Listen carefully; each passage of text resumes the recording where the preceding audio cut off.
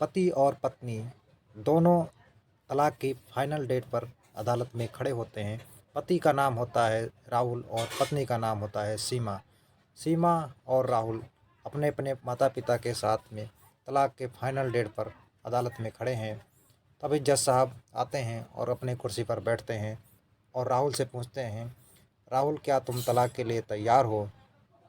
तभी राहुल का जवाब आता है, हाँ जज साहब मैं तलाक के लिए तैयार हूँ। उसके बाद जज साहब सीमा से पूछते हैं, क्या सीमा तुम तलाक के लिए तैयार हो? सीमा कहती है, जज साहब मैं तैयार तो हूँ, लेकिन उससे पहले आपसे एक विनती है कि हमें पति के साथ एक रात रहने का वक्त दिया जाए। इस बात को सुनकर जज साहब भड़क जाते हैं और उनको बहुत गुस्सा आ जाता है। कहते हैं, तुम्हारा केस अदालत में 4 सालों से चल रहा है और पिछले बार जब तारीख पे आई थी तुम्हें 6 महीने का वक्त दिया गया था, अपने पति पत्नी के साथ रह लो और उसके बाद में आपस में अच्छे से विचार कर लो। फिर जो अगली तारीख पे आना, जो तारीख दी गई थी तुमको, तो जो कोर्ट अदालत फैसला सुनाएगी उसे तुम दोनों को स्वीकार करना पड़ेगा। लेकिन पत्नी के सीमा बार बार विनती करती है जज साहब से और जज साहब को उसकी बात पर तरस आ जाता है और जज साहब दयालु इंसान होते हैं और सीमा को पति के साथ रहने के लिए एक रात का वक्त दे देते हैं। तब अदालत से पति और पत्नी दोनों बाहर निकलते हैं, सीमा और राहुल। और सीमा राहुल से कहती है, राहुल क्या तुम हमारे साथ एक रात रहने के लिए तैयार हो? तभी वो राहुल कहता है कि अदालत का फैसला है, मानना तो पड़ेगा और मैं रहने के लिए तैयार हूँ। सीमा कहती है, ठीक है, हम अपनी रात घर पे नहीं गुजार के होटल में गुजारेंगे। और कहती है कि हम घर जाके तुम्हें फ़ोन पे सारी चीज़ बताते हैं, हम कब मिलेंगे होटल में, कौन से होटल में मिलेंगे, कौन सा कमरा होगा, सारा चीज़ हम तुमको बताती हूँ। दोनों राहुल भी अपने घर चला जाता है और सीमा भी अपने घर चली जाती है।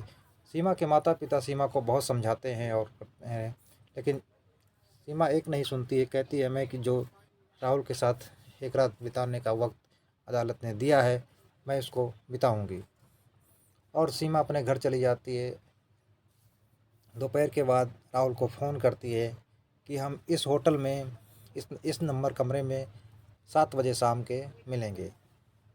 तभी राहुल शाम के 7 बजे का इंतज़ार करता है और 7 बजते ही वहाँ होटल में पहुँच जाता है और सीमा का इंतज़ार करता है। सीमा उस होटल में होती नहीं है और कमरे के अंदर राहुल बैठकर सीमा का इंतज़ार कर रहा होता है। 10-15 मिनट बैठ कर देखता है और उसके बाद सीमा एक नई नवेली दुल्हन की तरह लाल साड़ी में सज संवर के, जैसे दुल्हन ससुराल सज संवर के जाती है, उसी तरह सीमा सज संवर के अपने राहुल से मिलने के लिए आती है। राहुल जो होता है, सीमा को इस रूप में देखकर मानो राहुल को कोई खुशी ना हो और कुछ खुशी नहीं महसूस करता है। लेकिन सीमा राहुल के करीब जाती है और राहुल से गले मिलने की कोशिश करती है। तभी राहुल थोड़ा और दूर हट जाता है और सीमा से गले नहीं मिलता है।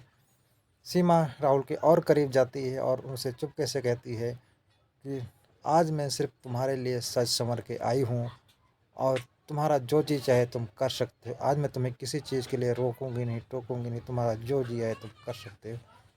राहुल चुपचाप बैठा रहता है, कुछ नहीं बोलता है। इन बातों से बिल्कुल मानो अनजान है। सीमा तभी राहुल से और पास जाती है और राहुल के साथ छेड़खानी करना चालू कर देती है। लेकिन राहुल कहता है, अगर तुम्हें यही सब करना है तो हमें तुम्हारे साथ वक्त नहीं बिताना है, रात नहीं बितानी और मैं अभी चला जाता हूँ। सीमा कहती है कि तुम आज की रात, अभी हम तुम्हारी पत्नी हूँ और हमें पूरा हक है तुम्हारे साथ, मैं जो चाहूँ वो कर सकती हूँ, तुम मुझे नहीं रोक सकते हो। राहुल कहता है, अगर यही सब करना है तो मैं अभी चला जाता हूँ और मैं तुम्हारे साथ कोई संबंध नहीं बनाता है। सीमा उस दिन कुछ और ही मूड में आई होती है, मान लो वो कुछ उसका और ही प्लान था। सीमा पूरा यूँ कहा जाए तो सीमा पूरा रोमांटिक मूड में थी और राहुल के साथ रोमांस करने के लिए आई थी। लेकिन राहुल होता है अपने गमों में डूबा रहता है। उसके जीवन में खुशी मानो नाम का कोई नाम ही नहीं है खुशी का। उस तरह से वो अंदर ही अंदर टूट चुका था। जो राहुल होता है चुपचाप बैठा रहता है, लेकिन सीमा है उससे छेड़खानी करती रहती है और सीमा को कुछ नहीं लगता है कि तभी सीमा कुछ ऐसा बात कह देती है। तभी राहुल को गुस्सा आ जाता है और राहुल कह देता है कि जब हमारी तुम्हारी शादी हुई थी और हम तुम साथ साथ रह रहे थे, जब हम तुम्हारे साथ जब संबंध बनाते थे तब तुम कहती थी कि तुम सिर्फ उतनी ही देर मेरे से सही से बात करते हो, तुम उतनी ही देर मेरे को प्यार करते हो और उसके बाद में मुझे कोई प्यार नहीं करते संबंध बनाने के बाद में। तभी जो राहुल होता है कहता है जब तुमसे मैं प्यार नहीं करता हूँ, इसी इसी करके आज हमारा तुम्हारा तलाक हो रहा है और हम तलाक की मोड़ पे पहुँच चुके हैं और अब हम इस मामले में पीछे नहीं हटेंगे। राहुल होता है अपनी बात पर अड़ा होता है। रात बीत जाती है, सुबह होती है। सुबह फिर सीमा कहती है कि अगर तुम चाहो तो हम 1 घंटे का वक्त और तुम्हें दे सकती हूँ और तुम्हारा जो जी चाहे तुम कर सकते हो और हम तुम्हें कुछ नहीं बोले। लेकिन राहुल जो होता है वो बिल्कुल अंदर ही अंदर टूट चुका था। सीमा कहती है कि तुम्हारे अंदर कुछ है जो तुम मुझसे छुपा रहे हो और तुम कुछ मुझे बता नहीं रहे हो। जबकि हम पिछले बार जब तारीख पर मिले थे तो तुम्हारी शरीर इतनी अच्छी थी, तंदुरुस्त थी, लेकिन अब तुम्हारे अंदर तुम्हारी शरीर सूखती चली जा रही और तुम दुबले होते चले जा रहे हो, मानो अपने शरीर का कोई ध्यान ही नहीं रख रहे हो। राहुल जो होता है उस टाइम थोड़ा सा इमोशनल हो जाता है और सीमा से सारी बात बताना चालू कर देता है और कहता है कि जब हम पिछली बार कोर्ट में मिले थे तब ही उसके 2-3 दिन बाद हमारे पेट में अचानक दर्द हुआ था और मुझे अस्पताल जाना पड़ा था। तभी डॉक्टर ने बताया था कि हमें ब्लड कैंसर है और हम कुछ ही दिनों के मेहमान हैं, साल 6 महीना ज़्यादा ज़्यादा मेरी ज़िंदगी है और हम तुम्हारे साथ रिलेशन बना के तुम्हें अपने ऊपर आकर्षित नहीं करना चाहते हैं और तुम्हारे अंदर कोई प्रेम भावना नहीं जगाना चाहते हैं। सीमा होती है जो उस टाइम लिपट कर रोने लगती है, मान लो कि सीमा से बहुत बड़ी गलती हो गई और उसके पछताने से नहीं हटा, उसके आत्मग्लानि इतनी महसूस होती है और उससे पछताए चुकता नहीं है। इस तरह से सीमा बहुत दुखी हो जाती है और सुबह होती है। सीमा अपने घर चली जाती है और राहुल अपने घर चला जाता है। सुबह के 10 बजे इन दोनों को अदालत के सामने पेश होना होता है। सीमा और राहुल अपने परिवार वालों के साथ अदालत में पेश होते हैं। जज साहब आते हैं और राहुल से पूछते हैं, राहुल क्या तुम तलाक के लिए तैयार हो?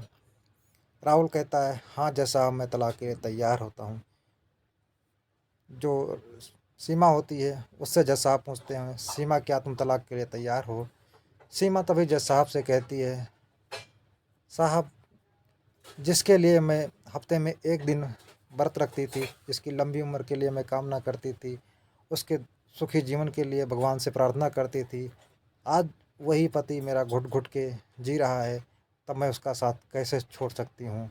जज साहब इतनी बात सुनकर आश्चर्यचकित हो जाते हैं और सीमा कहती है, जज साहब मैं तलाक नहीं दे सकती हूँ, इसके लिए मुझे जो भी सज़ा होएगी मुझे मंजूर है। जज साहब कुछ नहीं बोलते हैं और सीमा जिद बार बार जज साहब से रिक्वेस्ट करती है, कहती है, जज साहब मुझे इतनी इजाज़त दिया जाए कि मैं अपने पति के साथ उसकी सेवा कर सकूं और उसके साथ अपना जीवन बिता सकूं और मुझे तलाक नहीं देना है। जज साहब इस बात से सहमत हो जाते हैं और सीमा को राहुल के साथ रहने की इजाज़त दे देते हैं और सीमा और राहुल दोनों घर कोर्ट में से निकलते हैं और वहाँ जाके सीमा के जो घर वाले होते हैं सीमा को बहुत समझाते हैं, कहते हैं कि जब तुम्हें पता है कि राहुल को ब्लड कैंसर है, कुछ ही दिनों का मेहमान है, तब तुम इसके साथ क्यों अपनी ज़िंदगी बर्बाद कर रही हो? तुम घर चलो, तुम्हारी दूसरी शादी कर देंगे। लेकिन सीमा होती है अपने घर वालों की एक नहीं सुनती है और अपने अपने फैसले पर अड़ी रहती है। कहती है, मम्मी पापा आपको जो भी करना है आप कर सकते हो, आप घर जा सकते हो और मुझे हमेशा के लिए छोड़ना है तो वो भी कर सकते हो, लेकिन मैं राहुल को इस हालत में नहीं छोड़ सकती हूँ। सीमा राहुल के साथ घर चली जाती है और राहुल की देखभाल करती है और राहुल की सेवा करती है। सीमा और राहुल दोनों साथ साथ सुखी जीवन बिता रहे हैं, लेकिन राहुल के लिए सीमा भगवान से दिन रात दुआ कर रही है कि हमारे पति को जल्द से जल्द ठीक कर दो और कोई चमत्कार हो जाए कि राहुल ठीक हो जाए। तो दोस्तों ये कहानी कैसी लगी? और कहानी ज़रा सी भी अच्छी लगी तो आप वीडियो को लाइक और चैनल को सब्सक्राइब करना और अपने कमेंट में ज़रूर लिखना कि इस कहानी में आपको क्या अच्छा लगा और क्या बुरा लगा। क्या सीमा ने जो किया ठीक किया या गलत किया? अपनी राय ज़रूर कमेंट बॉक्स में लिखना। वीडियो देखने के लिए बहुत बहुत धन्यवाद दोस्तों।